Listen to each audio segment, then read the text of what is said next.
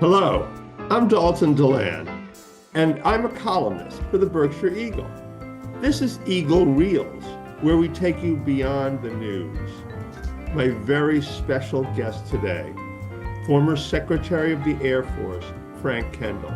Welcome, Secretary Kendall. Thanks. Great to be with you. Thank you so much for joining us. You wrote a really scathing, strong opinion column in the New York Times recently.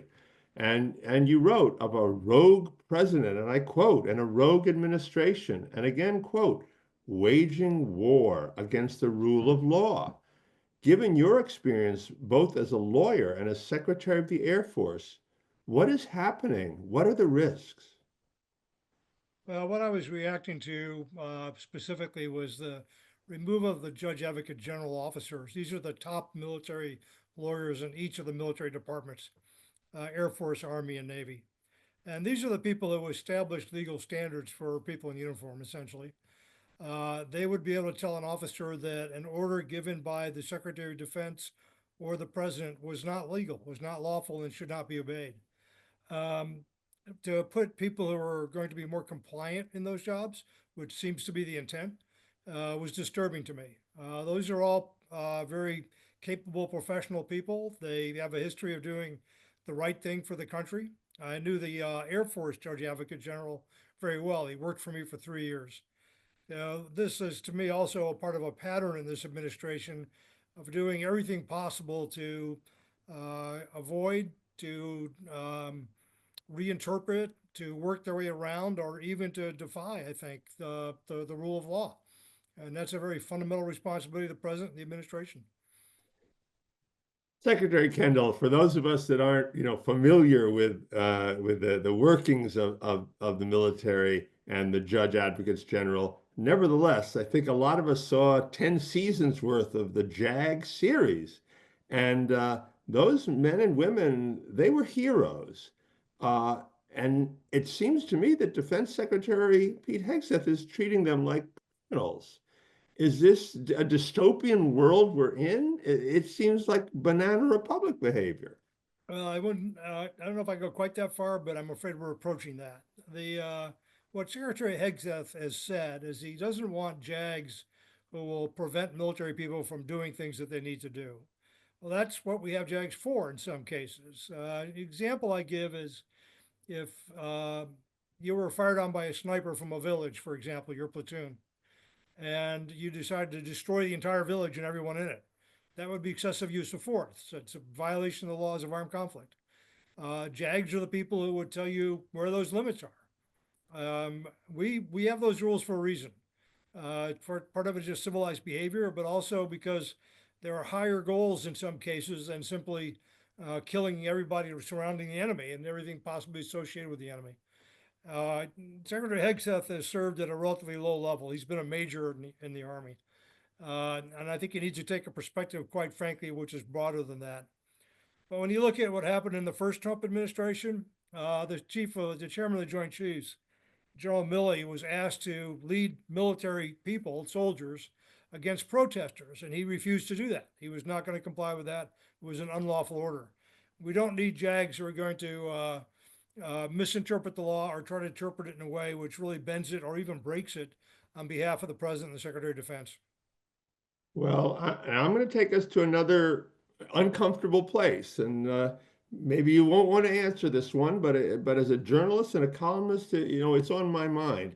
Among those dismissals was General Charles Brown, chairman of the Joint Chiefs of Staff, a black man. I'm sorry to be so direct, but there have been so many, frankly, racist signals from our president, from his press secretary, others in the administration that I have to ask. Is this just a piece with those other dismissals, or is there racism involved in the particular case of General Brown? You're asking me to get inside somebody's head, and I don't know how to do that.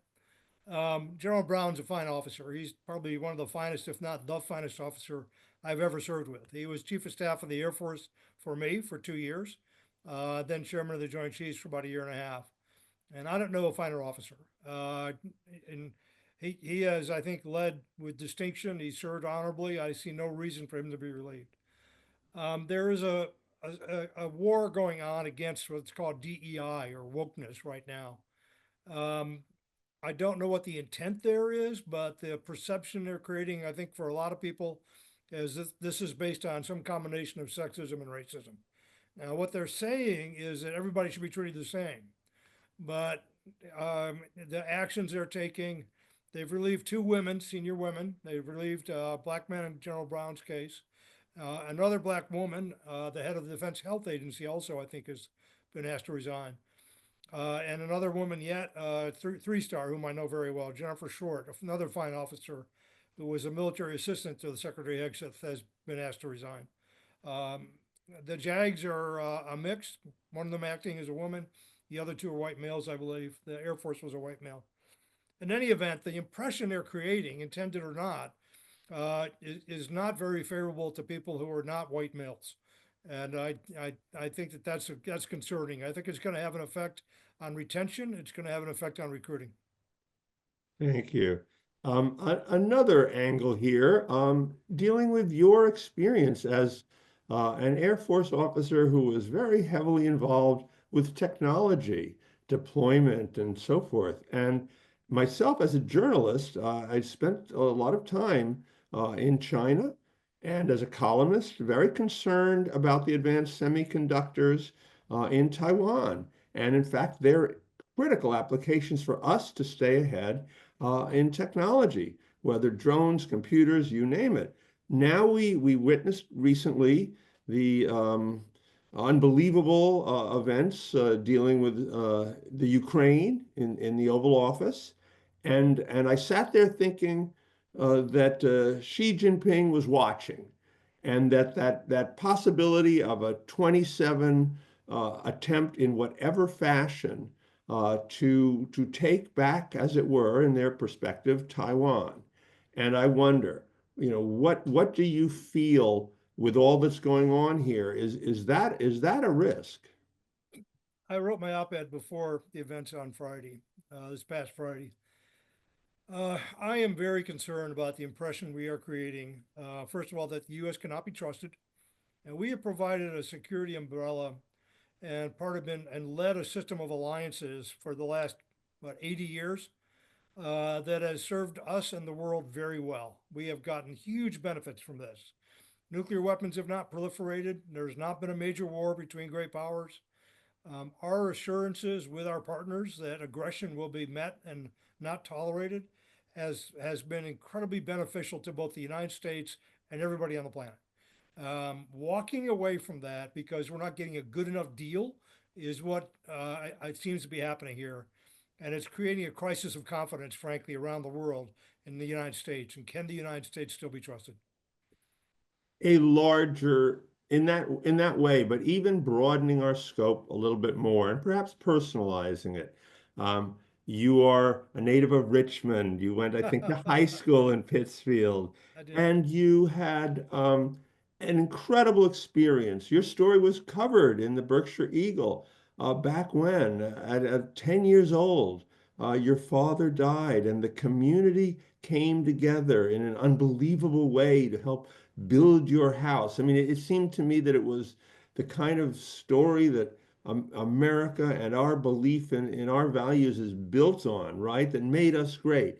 Now, under the guise of, let's say, making America great again, we seem to be ripping the heart out of rule of law and separation of powers. Do you feel about this in any sort of personal, emotional way? What's going on? And I know that's hard Um, perhaps to ask a military officer. no, definitely. I was an Army officer originally. I've served my country, though, as a civil servant. I've served it as a political appointee, and I've served it even when I've been out in industry, doing things for the national security. And as you mentioned, I'm a lawyer also, and I've done work on human rights primarily as a lawyer. It's incredibly disappointing to see our government behaving this way. It's not the America I believe in. It's not the America I grew up in. It's not the America that my parents, my father fought in World War II. Uh, and it's a betrayal, I think, of everything that I've always believed about our country and why we were exceptional. And by the way, it's why our military men and generals and women serve and sacrifice as much as they do. It's not just about self-interest. It's not just about, getting, getting something that matters to the United States. It's about something much bigger than that. Thank you for saying that. I I'm lucky enough to be near where my parents are buried at Arlington National Cemetery, and I often shed a tear as I visit there frequently. And the last time, though, I tell you that that tear was about something else, about what my dad had fought for in World War II, and what he might be thinking up there right now. I think that's true of an awful lot of people. I don't understand how we got here. I'm hopeful that America didn't realize what it was doing when it put this administration in place, and as it becomes clearer what their intent is and what they stand for, there'll be a reaction to that. That was really what I was calling for in that op-ed that I wrote. We have to let this administration, we have to let President Trump know how we feel about the things he's doing. He'll respond to that, but it has to be made clear to him. So you mentioned that you really knew well, and some of these individuals, in fact, even served under you that were recently dismissed. Let's extend perhaps just, all these things sometimes have a tendency to be, big and hypothetical and get lost in the world. You knew some of these women and men. Have you spoken with them? How do they feel? Yeah, I have. They're resilient people. They wouldn't have to be where they've been and do what they've done. They're gonna move on. They're gonna be all right. They're very talented, very capable. They'll do fine. But it's no way to treat people who served our country like this. I do know most of them quite well. I know the Vice Chief of Staff of the Air Force, General Slife. I know General Short. I know General Plummer, the Judge Advocate General, and CQ Brown most closely, the former Chairman and Chief of Staff of the Air Force. These are tremendous Americans. They're great Americans. They have served their country with honor and distinction. They've risen to the very top of their profession, and this is no way to treat them. I grew up as a boy in the 50s. Later, as a journalist, I actually did a lot of work historically on the so-called McCarthy era Oh yeah. and the famous Army hearings and that famous response to Joe McCarthy, have you no At long shame? last, sir, have you no shame? Absolutely right. And I've thought about that too. So let me ask you a really, really tough one. Throughout the last months, plenty of my friends that I often accuse of, getting a little paranoid, have felt that martial law could be, we could go as far as to have that be a threat with constitutional term limits. Now with this Congress caucus, spouting about, constitutional amendments for a third term, and then with what's happened here, and with the weakening of those who might call to law or account military that might, unlike Millie, which you cited, stand against, actions that clearly, would be unwarranted or unconstitutional. Is it still paranoid to actually be concerned whether something as seemingly far-fetched as a martial law to preserve a presidency is still out of the question if those replacements for the JAG officers and others are compliant people? I don't think it's paranoid at this point. We have a president who sat by for hours while the Capitol was overrun and ransacked. An assault on the most central function of our democracy, and for hours he did nothing. I'm shocked that the American people were willing to put that person back in the White House, but that's who we have, and I don't know if there was any limit on what he would do to stay in power. Well, finally, then, and as a columnist and observer myself and voter, I think about the criticality of the midterms to change this unitary sort of power being wielded. What would you say as my last question for you? Does anything give you hope in the midst of what we're observing? Yes. I think at the end of the day, the American people didn't want what they've got.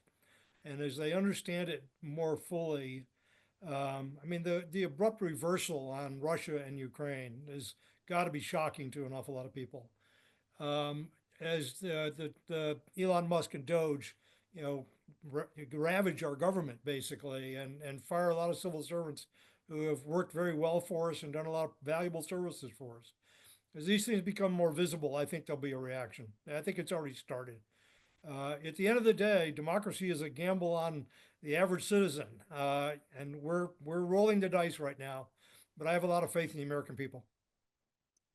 Thank you so much, Secretary Kendall, for taking the time and for speaking out and using your knowledge and your bully pulpit and your eloquence in a time when that's really called for. I appreciate so much your joining us today. Viewers, if you're already a subscriber to the Berkshire Eagle, thank you. If you're not yet a subscriber, please consider becoming one. It's conversations like this, critical ones, that you get via our work keeping the flame of local journalism alive. I'm Dalton Delan. I'll see you next time on Eagle Reels and the pages of the Berkshire Eagle.